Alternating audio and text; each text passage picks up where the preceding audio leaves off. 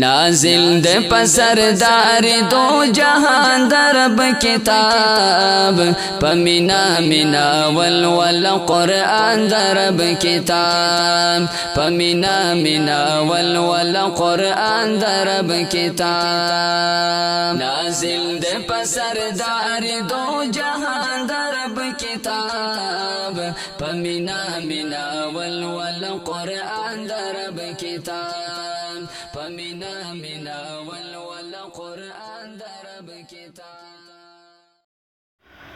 بسم الله الرحمن الرحيم. الحمد لله رب العالمين والصلاة والسلام على أشرف الأنبياء والمرسلين محمد وعلى آله وصحبه أجمعين. أهلا وسهلا ومرحبا بكم في قناتنا الجديدة. نرحب بكم جميعا. كيف حالكم؟ بخير؟ درنو او قدرمنو دوستانو ستړي مشئ او په خیر راغلی. دا د یو ځل بیا ستاسو په درانه حضور کې حاضر شوي یو او د نن ورځې درس تاسو په درانه حضور کې وړاندې کوو. په تیر درس کې مونږ تر 13مې صفحې پورې رسیدلی یو. نن به له خیره انشاءالله یو 13مه صفحه پیلو. بسم الله الرحمن الرحیم. الوحدة الثانیه، دویمه برخه، الدرس التاسع، نهم درس. التراکیب النحویه، نحوی جوړښتونه، ګرامري جوړښتونه. التدریب الاول، لومړی تمرین.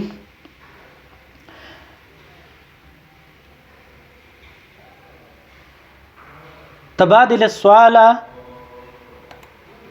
والجواب مع زميلك كما في المثالين. و د خپل دوست سره د سوال او جواب تبادله وکړئ، یعنی یو بل نه پوښتنه وکړئ لکه څنګه چې په دې دواړو مثالو کې ده. دغه مثال کې معطف د چې جاکټ د دلته غرفه، اتاق یا کوټه. مثال الاول، لومړنی مثال. طالب الاول، توی معنا طالب. طالب الاول لومړی زده کوونکی، الطالب الثاني دویم زده کوونکی. لومړی زده کوونکی پوښتنه کوي، موږ ته دا مثال راکړی، دویم جواب ورکوي. څنګه پوښتنه کوي؟ وایي چې طالب الاول اين المعطف، جاکټ چیرته ده؟ لومړی طالب یا لومړی زده کوونکی. دویم زده کوونکی جواب ورکوي هذا هو معطف، جاکټ دا ده. بیا ته پوښتنه کوي طالب الاول یا لومړی شاګرد یا زده کوونکی پوښتنه کوي چې اين الغرفه، کوټه چیرته ده؟ یا ته یو چاته وایي چې اين الغرفه، کوټه چیرته ده؟ الطالب الثاني، دویم زده کوونکی ورته جواب ورکوي هذه هي الغرفه، دا غرفه ده، غرفه دلته ده، یا دا غرفه ده، غرفه دلته ده. مثلا هذه هي الغرفه، اتاق دلته ده، کوټه دلته ده. دا نور مثالونه موږ تاسو جوړو. حمام ده، مثلا دوه زده کوونکي دي، یو نه پوښتنه کوي چې اين الحمام، اين الحمام، حمام چیرته ده؟ لومړی زده کوونکی وایي. دویم زده کوونکی جواب ورکوي هذا هو الحمام، هذا هو الحمام، دا چې ده حمام ده.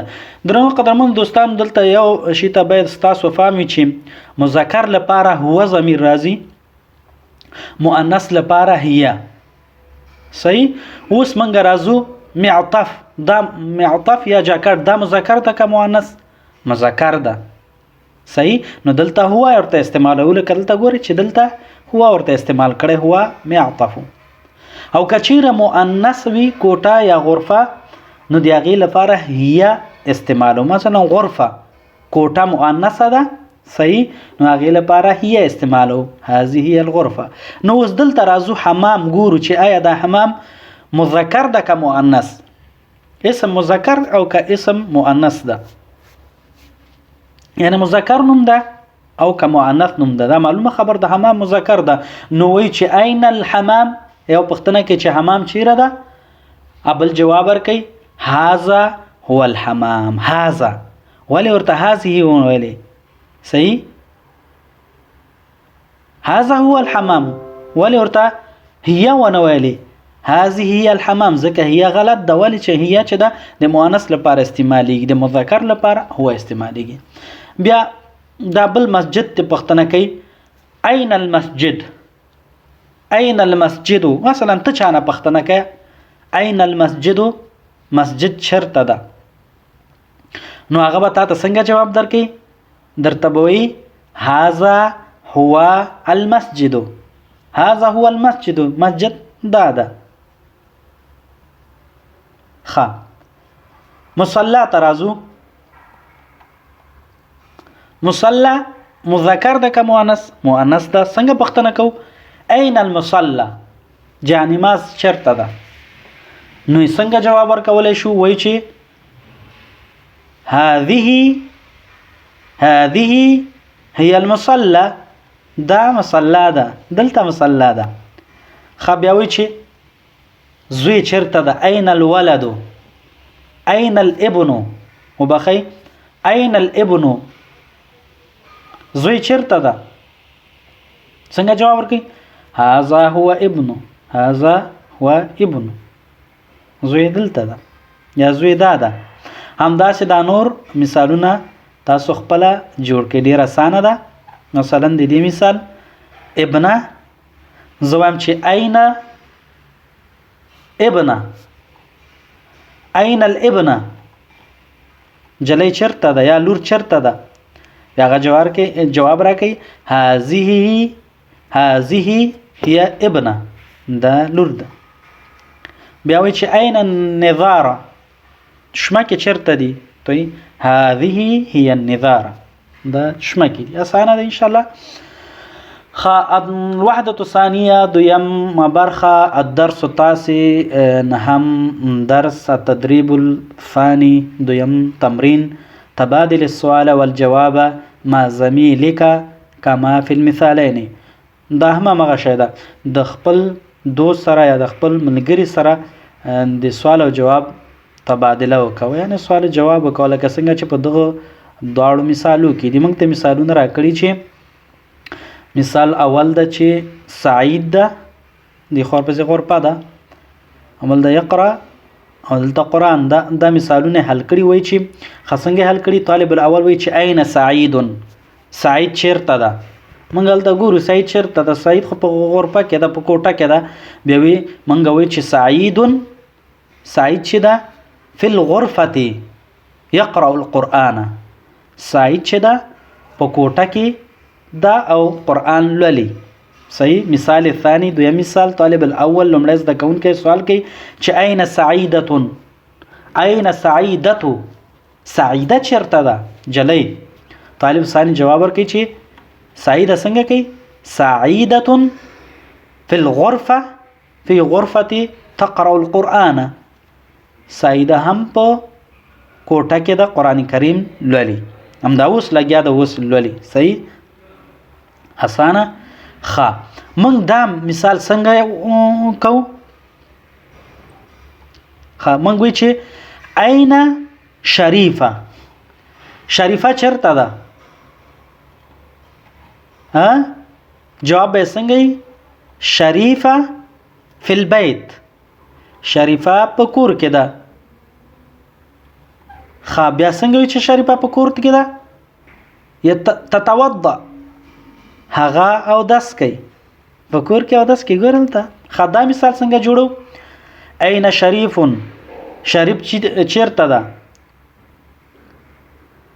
الشریف فی الحمام يتوضا شریف په حمام کې ده او داس کوي. بیا وی چې اين صالحه اين صالحه صالحه چیرته ده صالحه في المصلى تصلي صالحه په مصلا کې چی کوي لمونځ کوي په جانماز باندې څه کوي لمونځ کوي. اين صالحه صالحه چیرته الصالحه في المصلى تصلي په مصلا باندې څه کوي مونځ کوي په جانماز باندې. خورازو صالح ته اسانه ده اين الصالح صالح چیرته ده الصالح في المسجد صالح په مسجد کې ده.